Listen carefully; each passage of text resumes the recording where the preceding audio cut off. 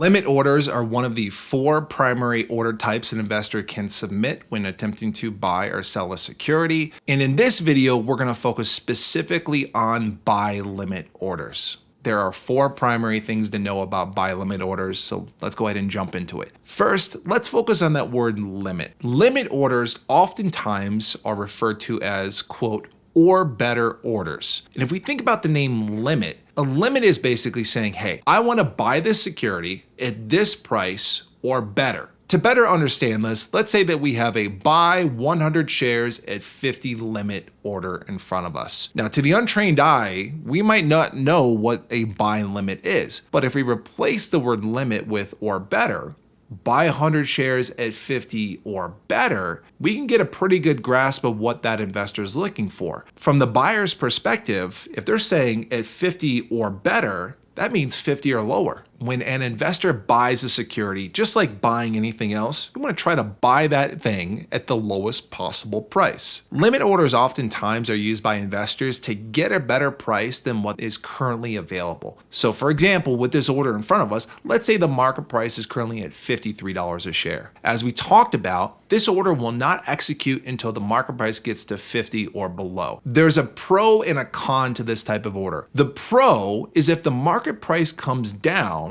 to 50 or below, they'll save money. For example, let's just say it comes down to 50.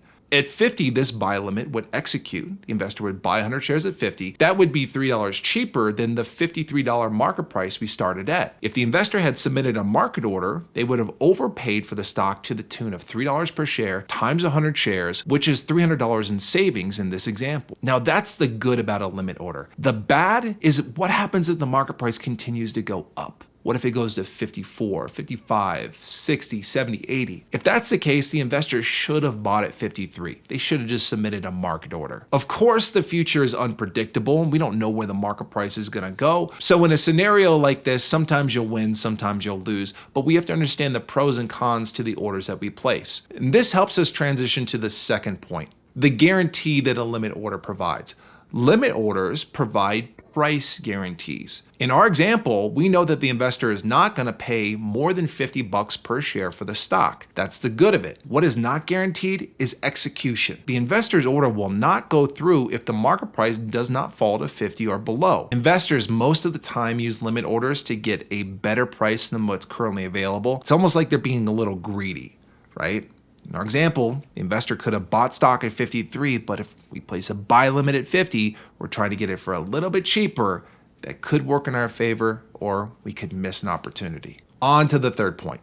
Limit orders must be designated with a specific time frame. That could either be day or good till canceled. We call that GTC. Day orders cancel if those orders are not executed by the end of the day, whereas GTC orders stay in the system until they're either executed or canceled by the investor. In terms of time frame, it really just depends on what the investor is trying to do. If the investor thinks they can get a stock for cheap and they want to do it real quickly, they can place a day order. Or if it's a stock that they really want to buy at a lower price, they can place it as a GTC order, and maybe they have to wait a couple days, maybe several weeks. And if that order has not been canceled, eventually, if the market price comes down, it'll go through. Now to the last point. I'm going to give you an acronym that many people that take these exams think is helpful with these order types. That acronym is SLOBS over BLISS. At first glance, this makes no sense, but let's go ahead and define what the letters stand for. SL is sell limit, BS is buy stop,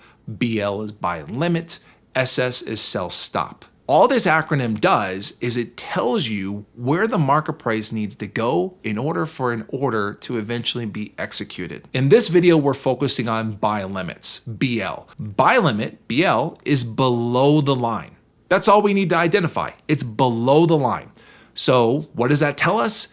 That buy limits are executed if the market price hits the price specified or below. So going back to the order we brought up, buy 100 shares at 50 limit, we could really think through it and think of it as an or better order and think about why people use limit orders. Or we could just use SLOBS over BLISS. BL is below the line. So we know that the market price needs to hit 50 or below for this order to be executed. Now that we've thoroughly covered buy limit orders, let's put a question in front of us to really test if we understand this concept. All right, question is up on the board. If you want to, pause the video, see if you can answer the question yourself, and then we will attack it together. Okay, let's pick this question apart. An investor places the following order. Buy 100 shares of ABC stock at 75. After the order is placed, ABC trades at a bunch of different prices.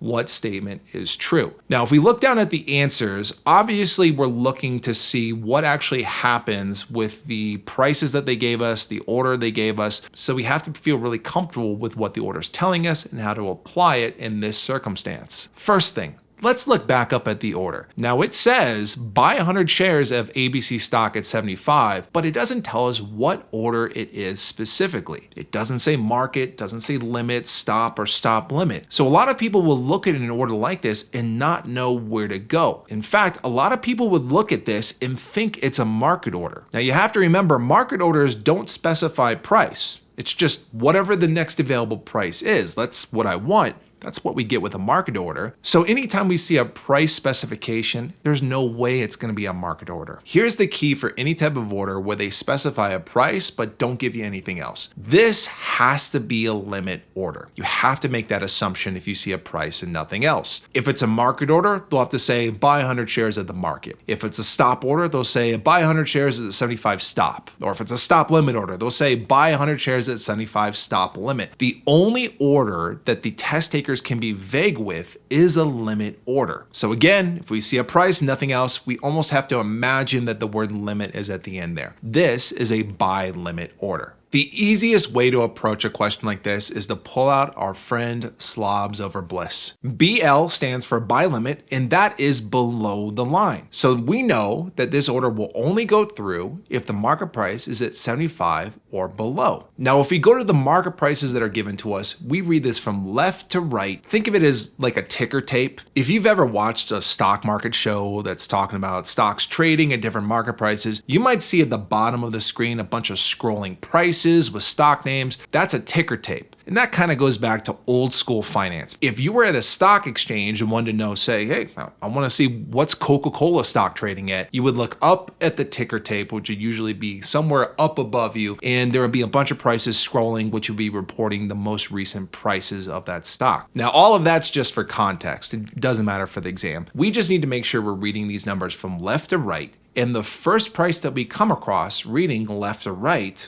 that gives us a price of 75 or below, that will be the price at which the order is executed. 76, is that 75 or below? Nope. 77, is that 75 or below? Nope. 74, is that 75 or below? Yes. 74 is the first market price that hits our threshold, and in fact, that is where the order is executed. And that will be our answer here. Now, a couple other things to point out. Some of the answers refer to a trigger. Limit orders do not have a trigger. You want to keep it as simple as possible with a limit order. Here we were just looking for 75 or below. The first price that we came across, which was 74, happened to be within that threshold, and that is the price at which the order is executed. Only stop orders have triggers. Limit orders just simply go through as soon as the price threshold that we establish is met, and with this question, it was 74. Hi, I'm Brandon. If you enjoyed this video, then you'll love the courses I authored with Achievable. Now offering courses on all major FINRA and NASAA exams, I wrote these courses exclusively for Achievable, and they include tons of real-world examples, more videos just like these on dozens of key topics, a built-in study planner, hundreds of chapter review questions, and unlimited practice exams. Our courses are competitively priced, and you can try them out for free first to see if our style is the right fit for you. Follow the links below in the description to get started.